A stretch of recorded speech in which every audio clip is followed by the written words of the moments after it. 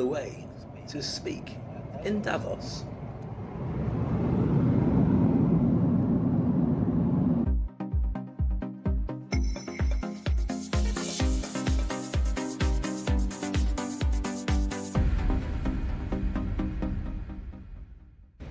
Here I am in Kerr, and that's not too far from Davos. You can see the mountains up there.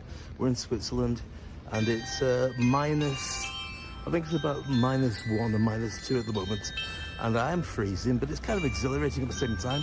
I'm carrying more layers of clothing than somebody who's trying to escape from a clothing shop and not get caught. So I do feel nice and warm, apart my face, which is probably going to crack, as opposed to crack up laughing. I'm heading to Davos to have a look at the setup and meet all the speakers. Very excited, but you can see snow. I've not seen proper snow for ages. Don't miss it? Not that much, but it's always exhilarating to find it every now and again. Right then, off to work. Talk to you soon.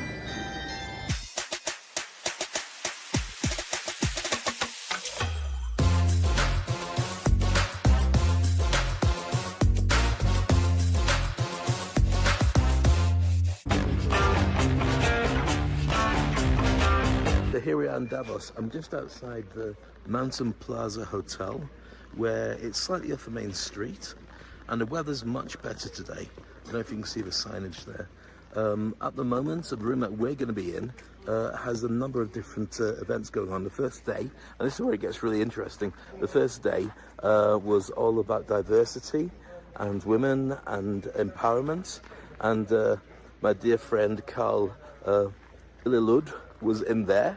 Which is very cool. And then today was Tech Talks, and my good friend Christian Farioli from Dubai was in there, and tomorrow I look after the African hub, and got lots of big speakers and big decision makers going there as well. I mean, it's just absolutely incredible, this venue. When you look around, it's just a little village in the mountains. It's very cold, but it's not as cold as it was yesterday. But this place converts, so every single square inch is chosen by somebody who pays a fortune for it. I mentioned before that to hire a shop front and then convert it for your company will cost you, just for a small shop with maybe enough space to sit maybe 10 people, with a little stage and a coffee machine and a space for somebody to take registration details, $250,000 just for a week. So what happens during this week is many of the people who live in Davos just leave. They rent out all their properties for other people to go and stay in. And so you've got all the biggest names in the world. I mean, just on the drive up here, so Meta, Palantir, you saw DP World, many of the companies, many of the biggest names that you see everywhere, representing countries as well. And each one of them has got a space and a priority. There's security everywhere. You don't get in here unless you have been vetted and checked. So yes, I have been. And on the way in, there's a long drive through the mountains. And as you go up, we're stopped by the police. They checked our passports to make sure they were okay. Good job I brought mine with me. I never take it anywhere, but somehow I brought it with me on today's trip. It is fascinating, it is bonkers, and it is a place that the world meets to decide how finances are going to run for the next 12 months and beyond. And most of all for me, I'm very excited because I'm going to be launching my book, The Thought Leaders Playbook. I'll be an official launch of that book in front of Africa.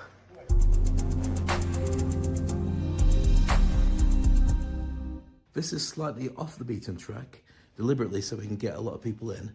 We've got dignitaries, we've got representatives, we've got presidents, we've got prime ministers, we've got big hitters coming in to share the vision of what's going to go on in Africa in the coming years. I can't wait to host it. I can't wait to tell you more about it. This is Prince Henry, working hard, carrying chairs to make sure the whole thing's amazing. How are you, sir? Hi, guys.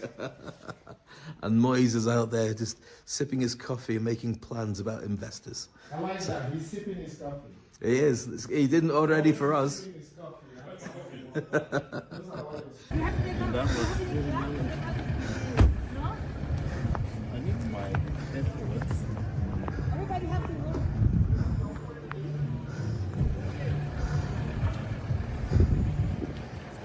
Welcome to Davos.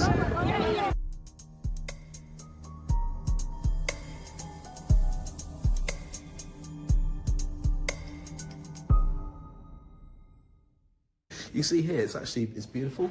You can see what it looks like with all the snow. It feels very Christmassy without it even being Christmas. But this is a lull before the storm. As I speak right now, it's just before 8 o'clock. People haven't started arriving yet, but we're going to be serving breakfast and the action's going to start. Can everyone hear me okay if I talk like this?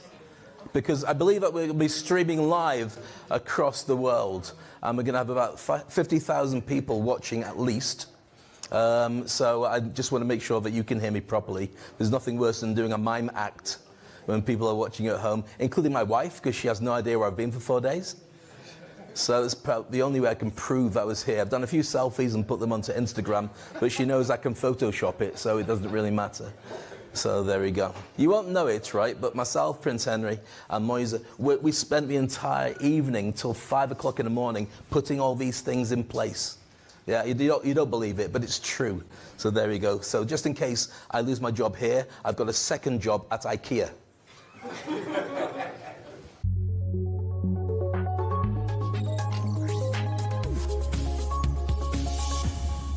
One of the things I will recommend, by the way, and I may mention it later on during our housekeeping, is this is also a massive opportunity to network.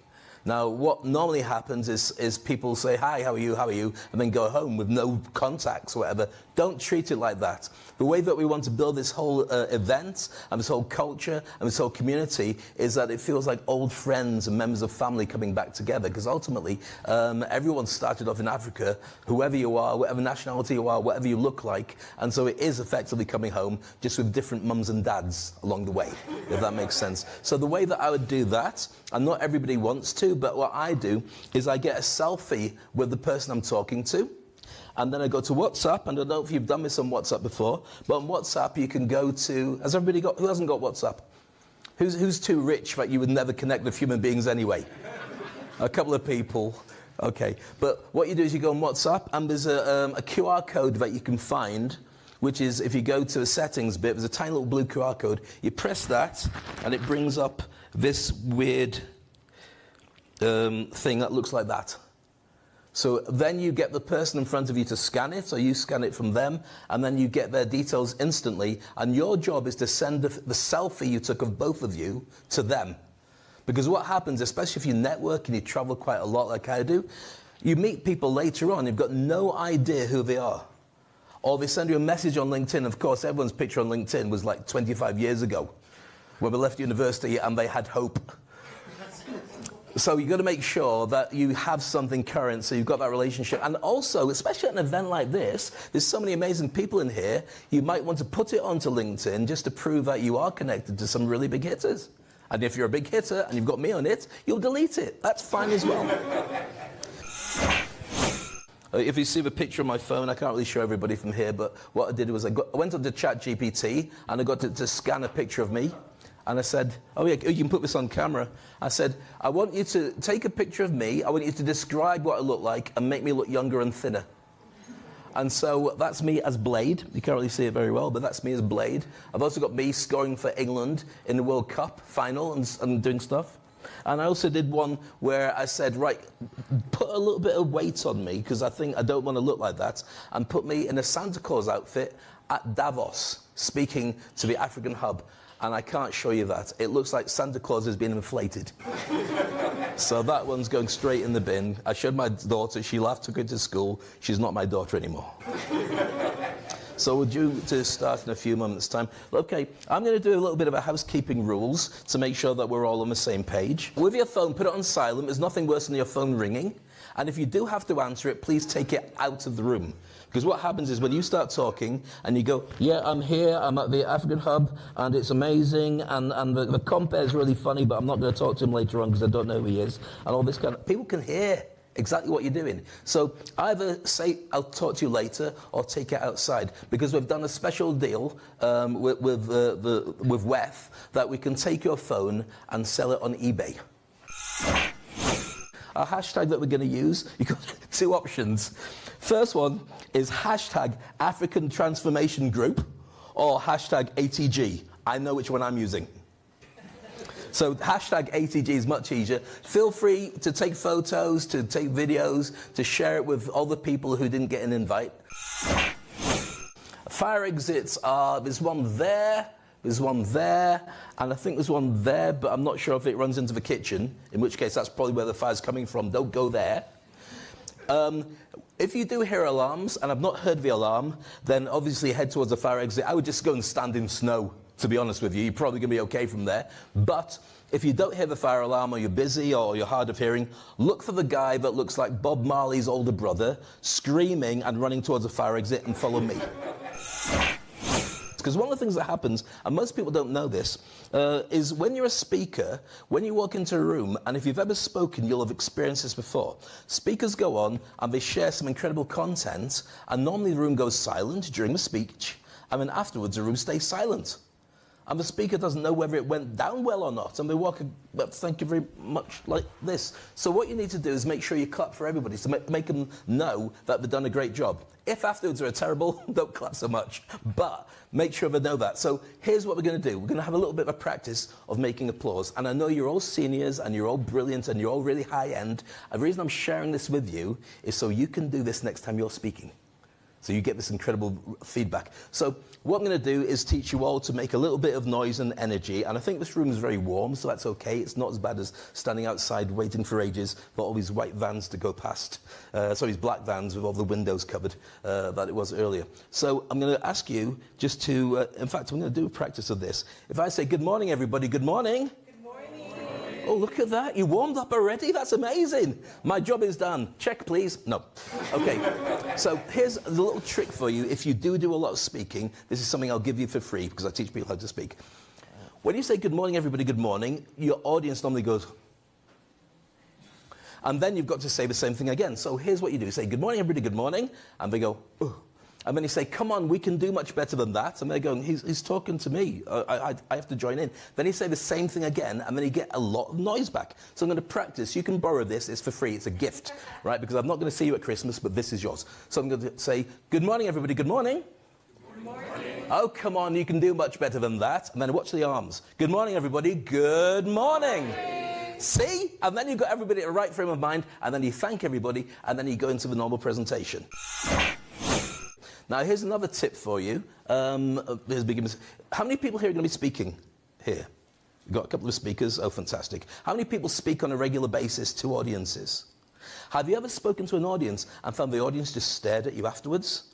And you're thinking, I'll just get my coat. I'll just go like that. There's a trick. I'm going to teach it to you as a gift again. This trick to get any audience to clap for you is this. You know what? You've been an incredible audience. Give yourselves a massive round of applause. And it works. Everyone claps, even if they hate you.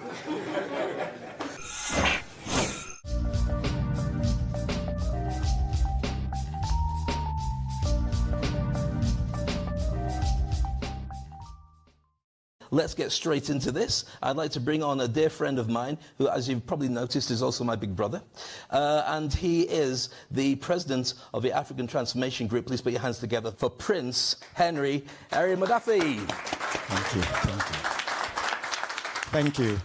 Good morning, ladies and gentlemen. It's fantastic to have you here. Please help me welcome our Honorable Minister of Finance, Wale Edu, of the Federal Republic of Nigeria. You're welcome, sir. Thank you.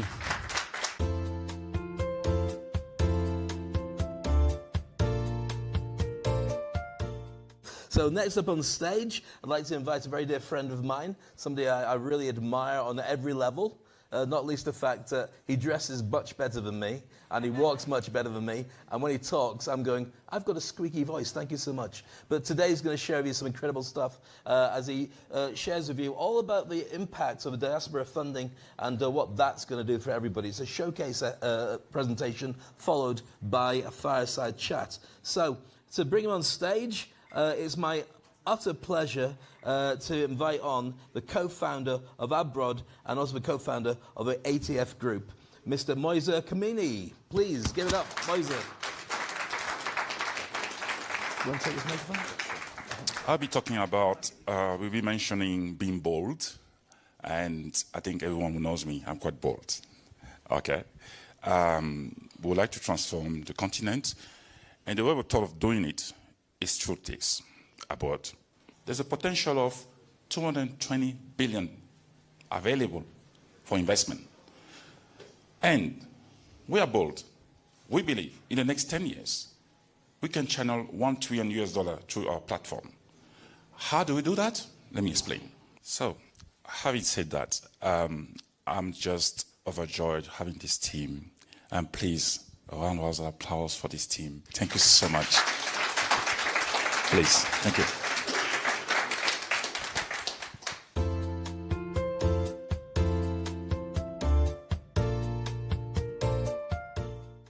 Now, I want to share with you something very special. First of all, and it's one of the things that's so fundamental to what Africa Hub is doing and the growth of entrepreneurship and businesses across Africa. If you don't tell people who you are and what you're doing, they won't care. You have to be prepared to stand out there. And the phrase that I use is jump and grow wings on the way down. And I show people how to do that. I'm going to share with you, if you don't mind, for the next 15 minutes, a couple of things and give you a free gift. Does anybody want a free gift? Yeah, look at that. A couple of people saying, I've got so many free gifts, I don't need it. I've got a separate truck to bring all the things back home. Well, this one's a digital one that you can enjoy anyway. So here's a quick one. Right. What does society value most? Question for anybody in the audience. What does society value most? Impact? Anything? We've got impact so far. I'll put you out of your misery. Information is good as well. Anybody else want to say something? It's this, status. You could read it. I cheated and put it forward. Status. Now, this is really bizarre. Status is the number one thing that's valued across all nationalities, across all races, across all countries, religions. For over thousands of years, your status is the one thing that elevates you higher than anybody else, and they will invest with you as a direct result of doing it. I'm going to break down why it's so important that you get this correct. Because ultimately, your status gives trust and credibility. And trust and credibility is what people will buy from you. Now, I realize that in this room, everybody in this room is a big hitter. You're either incredibly wealthy or incredibly positioned or a combination of both. Incredibly famous. But ultimately, why do you get to have so much success? Trust and credibility. People Google you. People continue to refer you to others. And when you arrive, they know exactly who you are. But not everybody can do that. And that's what I want to share with you about how you become more effective with that. Here's the thing that was put out by Forbes. Forbes has said that personal branding is a top 7 in-demand skill for 2024. Once upon a time, it was okay to be hidden and keep yourself to yourself and just wait for things to come. Things don't come anymore like that. You've got almost 8 billion people on the planet competing for the same kind of stuff that you are doing. So where does that leave you? What do you have to do? Well, you have to consider this. What is your brand ultimately? Your brand is what people say about you when you leave the room. And if they can't find you and they don't know who you are, then they will just go on to the next shiny person who was getting on their radar to make an impact. So I'm going to share with you a couple of ways of making that even more important for you. So by the end of today, you'll have something that you can use. Is that okay? Is that okay? Yeah. Fantastic. Okay, I've created a book called The Thought Leaders Playbook. And here in Davos, this is the official launch of my new book. Thank you. And that's it. Good night. No. So here's what happened. I was speaking on stages all around the world and teaching CEOs, decision makers, politicians, VIPs, celebrities how to speak. Then the pandemic hit. And for 2 years, nobody was speaking on stages, least of all me. And I had to realize, how do I create an impact? And I realized that it's not just about speaking, it's about being the best in your industry and letting people know that you are the best in your industry. And that's how I learned to create this as the Industry Icon program. So why is it important to be a thought leader? Well, I did promise to give you a free gift, and this is a book when it comes out. I'm going to give you the book now. So all you got to do is get your QR code, get your phone out, just scan this, register, and you'll be able to download a copy. So you'll be instantly working on it or going your way through it without even before the end of my presentation today. So this is my free gift. I did promise to have it for you, and this is it. It's much easier than paying excess baggage and bringing 300 books into the country. So that's available for you all just to get a copy. And from there, feel free to share it. It has a breakdown of everything you need to be able to position yourself as a thought leader. Because here's the thing, many people are invisible. If you're not visible, you don't create that trust and credibility. Why does that matter? Well, this is what matters. First of all, it's important to position yourself if you're a CEO or a founder, if you're a senior executive, a director, or a VP, if you're an entrepreneur in a startup, consultants, freelancers, industry analysts, academic leaders, authors and speakers, game changers, and also an area that's fascinating, anybody who's over 50 who's finding that in their job, in their industry, the mood is changing to employ people younger than you. Now's the time to shift and become that rock star brand as a thought leader. And students, now all this applies to most of the people in the room who may or may not decide to position themselves as a thought leader, but certainly it allows you to grow your brand if you're looking at what happens to organizations, to individuals, to entrepreneurs, to startups, and to smart people in Africa. So let's put that into some kind of breakdown. How do you use these skills and these abilities to really succeed? Let me share with you this. This is John. It's not really John. I found his picture on Google Images, but let's just call him John. So it looks more like Casey Jones. Does anybody remember Casey? No, just me. Okay. Okay. So this is a legend of the old man and the hammer. Now this is a story you may have heard before. It's kind of like an old wives' tale, but it's got same impact anyway. So this factory was creating stuff, and the factory stopped working.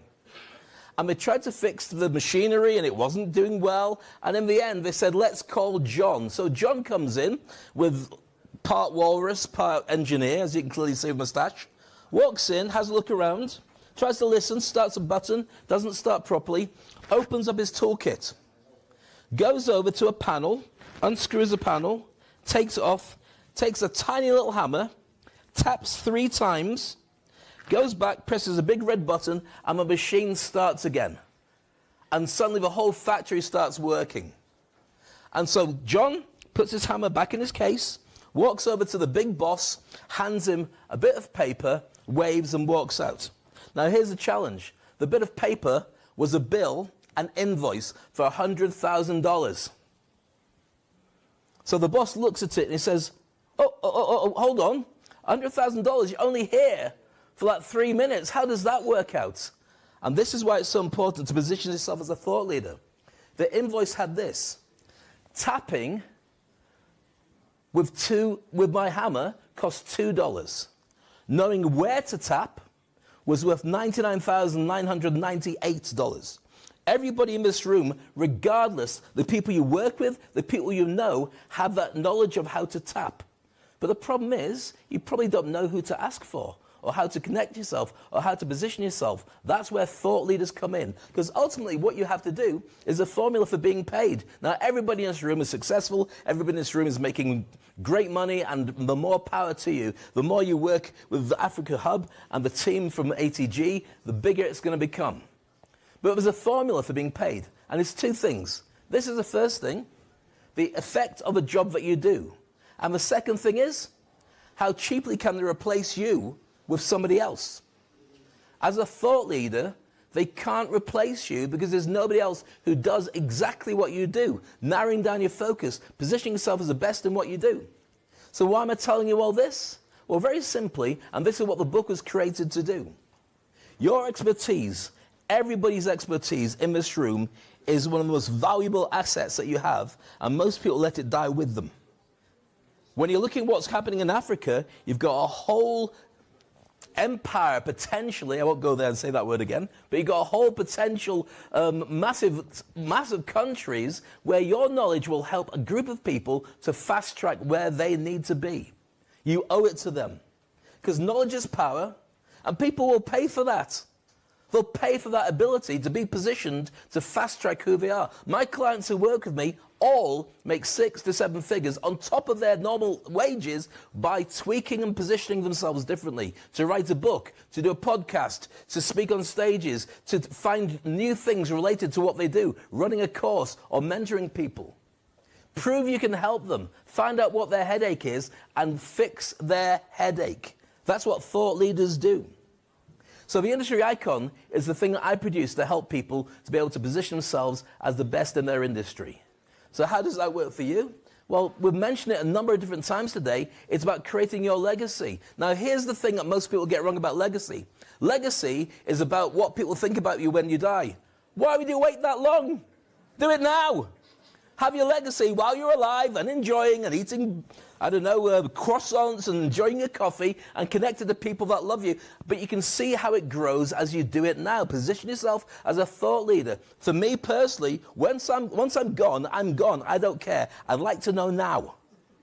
I'm sure the same is true for you as well. So legacy, this is what I show people to do. You might want to take a photo of this if you're just considering the stuff we're talking about. I won't leave it up for long, but if you connect with me directly, I'll happily share this with you. This is a template on the things that are opportunities for thought leaders who position themselves as being the best that they can be. I'm not saying you should do all these things. You find a buffet of all these things and choose the ones that fit you. I'll write a book. I'll do a book tour. I'll do a podcast about the book. I'll run it as a course. I'll bring people in and show them. I'll work with organizations that need my services, and I'll show them how to do all those things. It's a business. I'll move to one side because you're going to, so I stand here. You go, Dave, move out the way. We want that, not you. I'll just stand here. Has everybody got a copy of this now? I'm happy for you to go home and start working on it yourself. Combine it with the book that you've just downloaded, and you'll find things happen very, very quickly indeed. So here's what leaders are saying about my book, The Thought Leaders Playbook. Let's have a little look at this. Anyone heard of this guy? Dave Ulrich is seen as the godfather of HR. There's a world-ranked #1 HR expert. This is what he was saying about it. I won't read it out because I know that if it just looks like bragging rights, and also if I get it wrong, you say, he knows how to make thought leaders, but he can't read properly, so I'll just leave it as it is. Here's another gentleman here, Joel Comm, one of the best-selling speakers, and in the internet space and in the fintech space, seen as one of the biggest hitters as well. Another gentleman here, Raymond Aron, best-selling author, and one of the best speakers I've ever seen in my entire life. That's what he had to say as well. Next up, Dr. Cory Block, and I'm based in Dubai. That's the UAE's #1 business coach, works with Marshall Goldsmith and so on.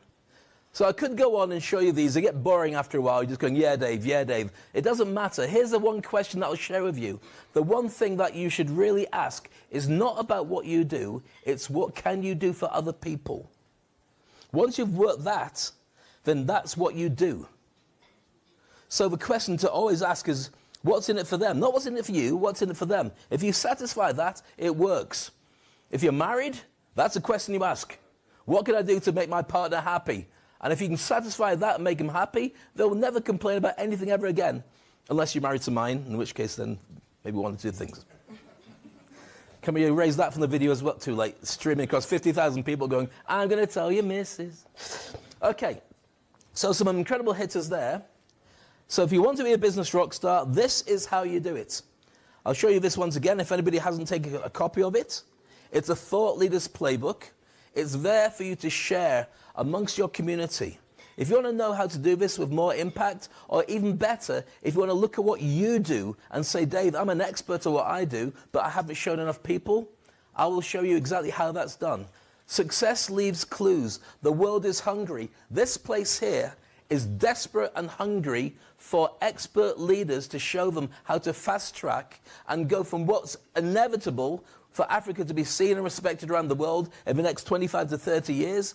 We can do this in 10 to 15 just by coming together and bringing everybody home. Wherever you're from, wherever you do, there's huge opportunities. And I want to see that you are at the forefront of that, positioning yourself as a thought leader and creating it. What do? I show people how to jump and grow wings on the way down. And if there's one thing I could leave you with, it would be just that. My name is Dave Crane. It's been a pleasure spending time with you. Thank you so much.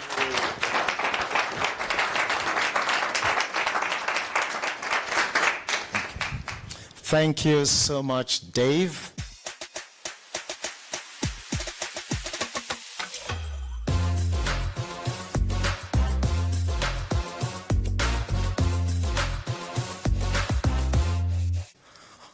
always so energetic and powerful. Thank you for bringing your ideas, your passion, and your belief in a brighter African future. Together, we will turn today's possibilities into tomorrow's realities. Let us embark on this journey with promise of making history, not just for Africa, but for the world. Thank you, and let's forge ahead with courage, collaboration, and conviction. Thank you, and thank you once again.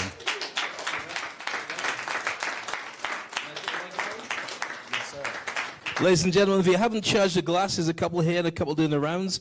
I'd like to have a final toast. In fact, if there's champagne there, anyone's not got a glass or you're driving. If you are driving, I sympathize. That was my sympathy. Everybody who's participated today, whether you're sitting in the audience or speaking on stage or supporting or investing in some of the many projects we've got here. Everybody who's going to be connecting with everybody in the room. When they look at what's happening on social media, they look at the projects that are moving forward, and they look at the opportunity of how they can contribute. But most of all, to the continent that everybody in this room has made the commitment to raise to the top of the food chain. I ask you to raise your glasses, and this toast is to you and to Africa. To Africa. To Africa.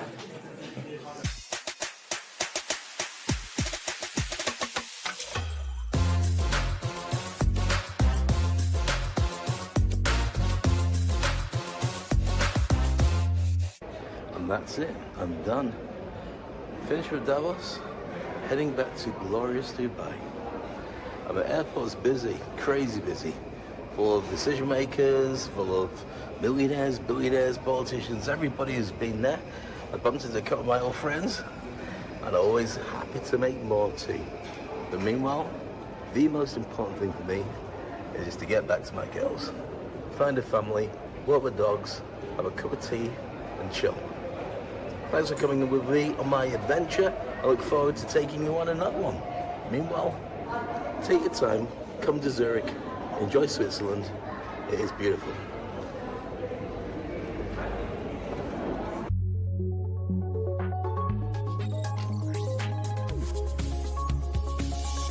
In the world we live in today, Dave, thought leadership is the differentiator.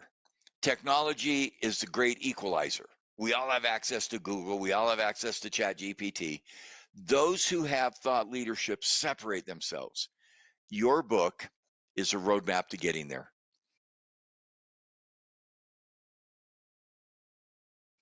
Personal stories, examples, case studies. How do I see the world and then create my thought leadership for what I can do that allows me to differentiate and go forward? Thank you for your insights. Thank you for your observations. Everybody can be a thought leader in their sphere of influence. And your book gives us the tools and the ideas and the examples of how to make it happen. Get your copy of the Thought Leaders Playbook right now.